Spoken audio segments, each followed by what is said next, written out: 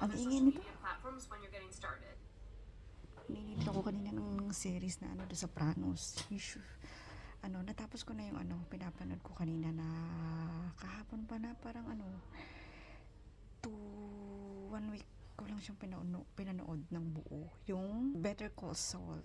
Kasi napanood ko na yung Breaking Bad. So, naisip ko na panoorin naman yung Better Call Saul. Kasi parang prequel ata or sequel siya.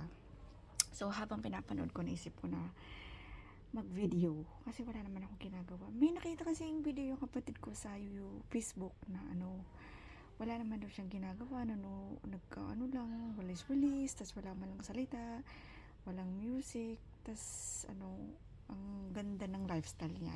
Nakaka-inspire siya. So, try natin gumawa ng video at mag-upload sa Facebook at sa YouTube. YouTube's audio library is the best for background music and one can... Ayan. Ko siya kasi paano daw how many posts that you have to post in YouTube every day, mga ganoon. So, kunwari lang na ginagawa tayo sa buhay. And then, nagmask ako kasi pangit ang face ko. Sa bahay lang kasi. Kahit naman sa labas, pangit din. Anyways. So, ayun guys, mali pala yung video ko kasi dapat nakaganito, naka-landscape. So, ngayon, ulit ko lahat ng sinabi ko. Hindi na, panoorin niyo na lang. Anyways, kagabi hindi ako nakatulog na maayos kasi nga, may in-endorse ako sa kasama ko sa work. Tapos, imbis na, alam mo yung parang magsasabi ka sa kasama mo ng, kunwari magpapa-advise ka or maitatanong ka. Tapos, imbis na sagutin ka ng tama, yung isasagot niya sa'yo, yung mas ikakakaba mo pa. Mas ikakatakot mo. So, yun nga, nagtanong ako kung ano nangyari. Tapos sabi niya, eto, problemado pa rin hanggang ngayon dun sa sample mo. So, pag gano'n kasi hindi ako makatulog. So, nahirapan akong after some minutes, nagsabi siya na na okay na daw, kinancel na. So, okay na siya. Happy na ako dun. Hindi ko alam saan ako titingin. Sa mukha ko dito sa camera. First time kasi. Anyways, pag 1 month na medyo okay, baka bumili ako ng pang stand ng phone. Actually, mayroon yung kapatid ko. Kasi nga, siya, nag-online selling. Try kong gamitin. Kaso baka magalit eh. Wala naman akong gagawin. Manonood lang ako ng YouTube kung paano mag-edit at saka mag-post. Something like that. May inaantay kasi akong libro na galing sa reviewer na in-enrollan ko kasi gusto ko mag-review. So, sabi nila today, feeling ko hindi today, mga 4 days pa bago nila ma-ship yun. Kasi kahapon lang ako nag-enroll eh. Muna tayo, manood ako ng YouTube. Tingnan natin kung may matutunan ako para makapag-edit.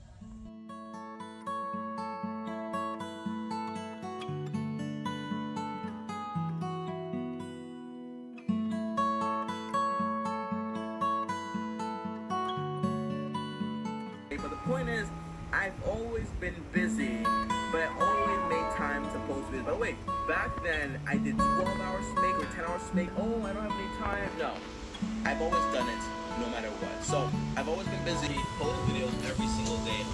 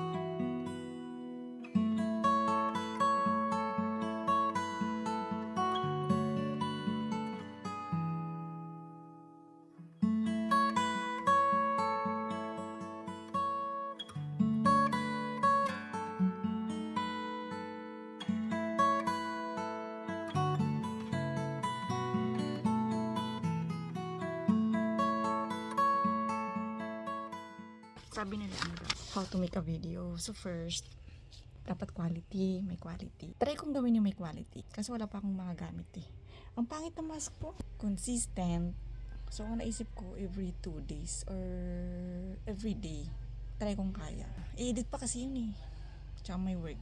So, kailangan parehas ng name ng YouTube at saka Gmail para daw hindi malito. Kasi baka gumawa ka ulit ng YouTube channel, malilito ka, dami mong Gmail. Mag-research daw. Kaso hindi naman educational yung gagawin ko. Everyday life lang. So, hindi ko na kailangan mag-research. Kailangan daw may laman at saka may katuturan. So, hindi ko alam kung magkakaroon ba ng laman at saka katuturan yung mga video na gagawin ko. Ano lang, buhay lang. Kung anong buhay meron ako. Boring nga eh. Alam mo, napansin ko dapat naka-steady tong video eh.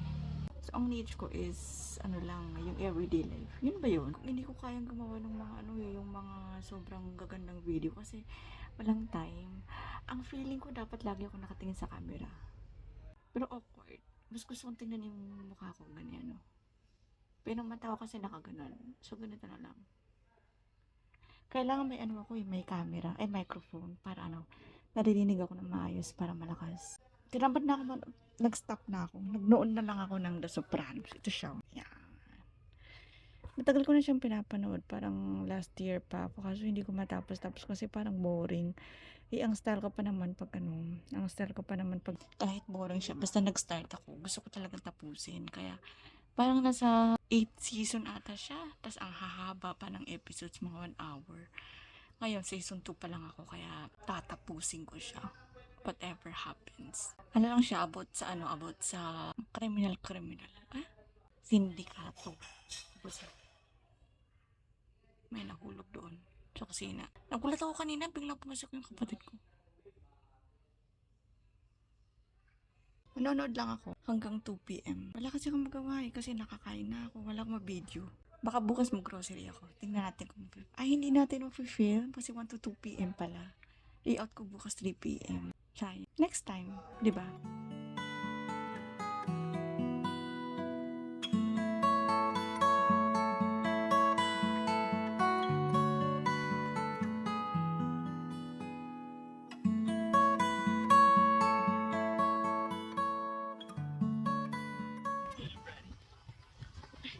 Kakainis yung kailangan patayin yung electric fan para magsalita.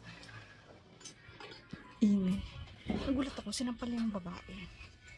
Parang sa kanila, madali lang sampalin yung babae sa mga American series.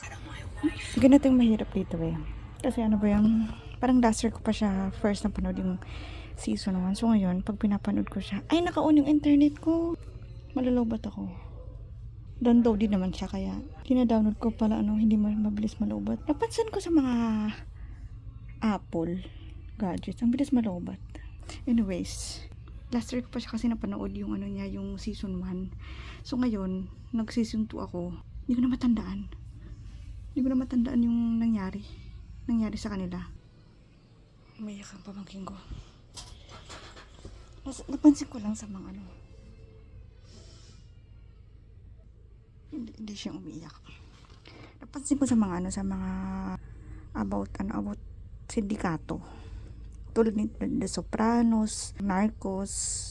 Gusto ko yung si Narcos, yung si Pablo Escobar, Better Call Saul, si Heisenberg, The Breaking Bad. Napansin ko sa kanila, ang babait nila sa mga asawa nila. Yung mga ganung tipo ng lalaki. Yung mga ganun, yung mga masindikato. Pero pag sa Filipino teleserye, parang ang sasama, di ba?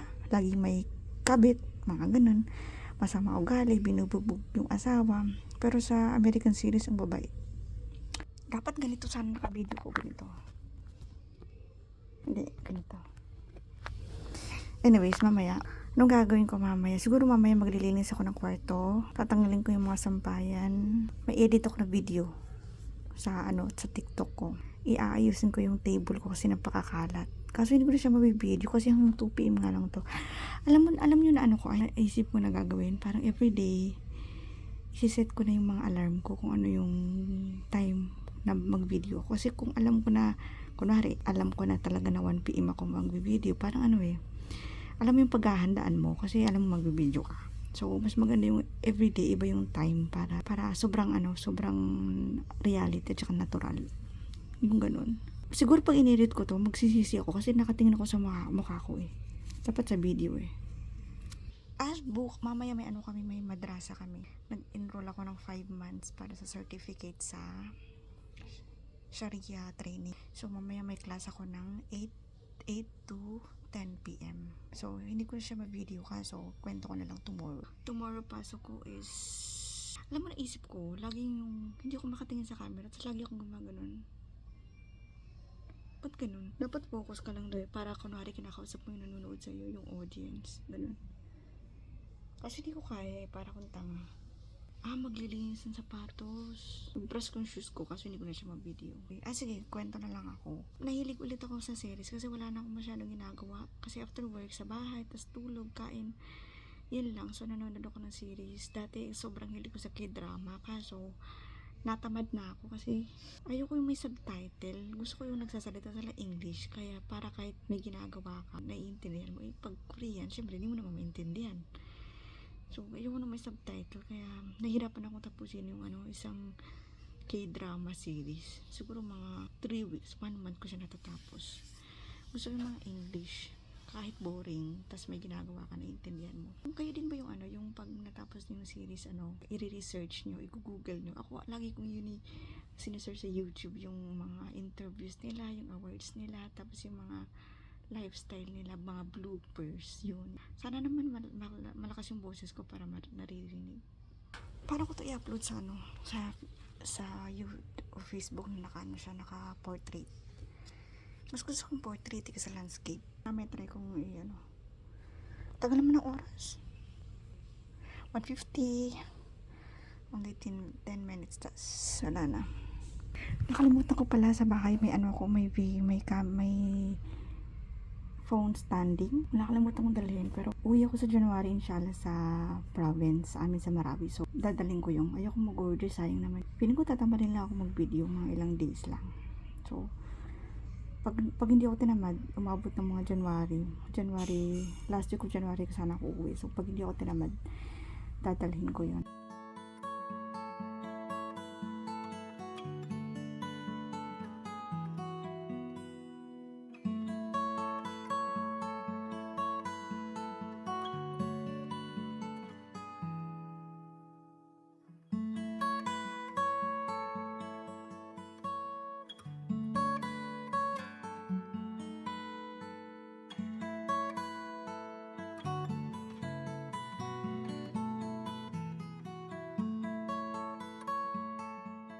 Time check. 1:56 p.m. So, I only have 4 minutes to end this video. Natamad na rin. Mamaya, mag-edit ko to. Post ko sa YouTube. Tapos, maghanap ako ng way kung paano siya ma-post sa Facebook. Nang nakaganon. Naka-portrait. Ayoko kasi na landscape. Sa YouTube din. Try ko. Pwede ba yun? Sa YouTube naka-portrait. Ang hanap ko kasi naka-portrait yung reels. Ay, yung shorts. 1:57. Tagal ng oras pag inaantay, no?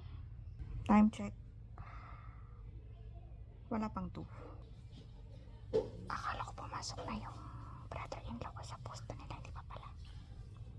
Narinig ko yung boses nila sa labas. Nagtataka siguro sila kung bakit naka-open yung ilaw. Kasi usually pag nandito ako sa bahay, tas umaga naman, lagi naka-close yung ilaw. Or itong pinapaon ko ito. Yung ilaw na yan. Kaso lobat din siya eh. Tsaka, paano ko makakapag-video kung walang ilaw, diba? So, nagtataka siguro sila bakit umaga tas may ilaw. Lobat ako eh. Paano pa? Mamaya ako Anyway, siguro tomorrow mag-start ako ng video ng totoong live. Kasi papasok na ako sa work. Something like that. Tas kwento-kwento. Para may marinig naman kayo. So, it's already 1:59. Malapit na magtuto na i-end ko na to, and then mag-edit ako tapos i-upload pa ulit-ulit. Natamad ako mag-edit ng yung may mga sounds. Usually ginagamit ko kasi yung CapCut. Maganda naman siya kasi marami siyang sounds, background sounds, at saka maganda yung mga features nila. So try ko mag-edit to. Yun lang yung masyadong gamay ko kasi ginagamit ko lagi sa mag-edit ng mga videos sa YouTube. Ay, TikTok. Sa page ko. Follow my page. Ay, yung TikTok ko. Tapos sabihin ko next time na lang kasi hindi pa siya masyadong arrange. 2 PM na. Pakita ko yung oras.